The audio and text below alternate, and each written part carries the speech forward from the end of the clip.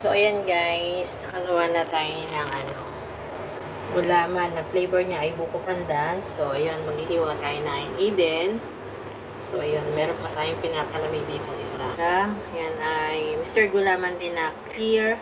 Silagyan ko siya ng coconut milk. So, ayan, gagawa tayo ng buko pandan.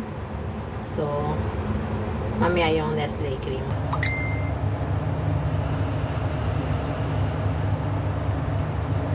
So, ayan guys. Ayan, meron na siyang Eden. Na-chop na natin siya. So, next naman natin ay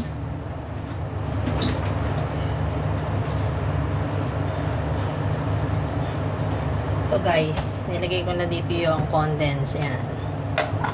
Condense. Then, Nestle. Ayan. Nestle cream. So, ayan. Gawin na natin guys. So excited na. Sana okay to. Sana okay. Ayan. Kailangan natin i-cut.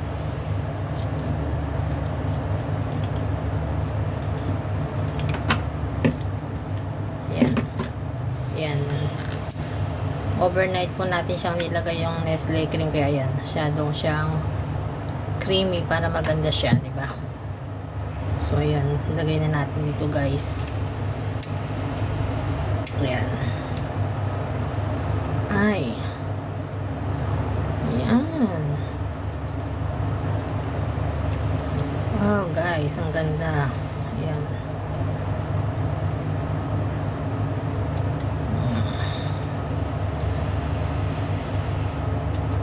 Ayan, lumabas. Hirap na hirap siyang lumabas. Diyos ko Lord. Simutin natin guys. Ang mahal nito eh. $17. Binili ko kahapon dun sa Philippine Store. Ayan. So ayan guys. Nalimot. Ayan, simutin natin, di ba? Ayan. Ayan. So ayan guys, okay na. Ano pa? Yan. May lumalabas pa. Yes. Okay. So, next naman natin ay mag-a-add tayo ng condensed milk. Ayan, guys. Lagyan na natin yung condensed milk. Ayan. Para lalong masarap. So, konti mo na ilagay natin, guys. Matamis ito. Mamaya na lang. Tansya-tansya muna tayo. So, ngayon, ayan. Ayan, haluin na natin, guys. Oh, ang ganda ng Nestle cream, oh. Parang siyang panlagay sa Graham. Wow. Sobrang sarap nito, guys. Wala kasi kung amo ngayon. So, ayan. Gagawa tayo ng dessert. Kasi mamaya, meron kaming dinner ng best friend ko. Pupuntahan ko siya doon sa may place niya sa Fairview. So, ayan. Meron kaming dessert. Nagluto rin ako ng paa ng manok na parang siyang timplang adobo na may manamis-namis na maanghang. Sarap.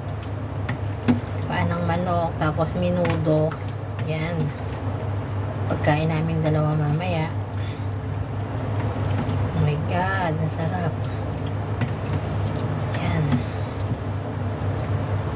Ang ganda pala ng Nestle cream kapag ka nilalagay mo ng overnight sa ref, ano.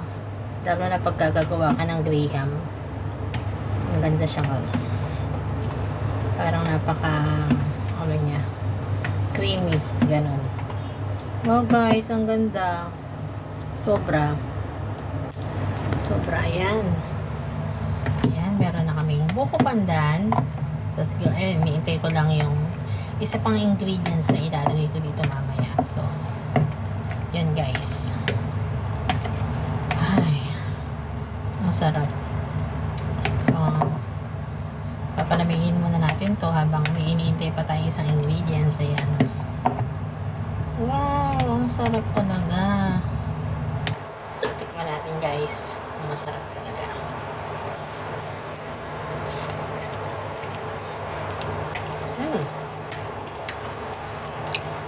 Sarap guys. Sakto-sakto lang yung ano. Yung tamis. Hindi siya nakakasuya. Ayan guys. So, okay na. So, ilalagay na natin siya sa refrigerator. So, bye!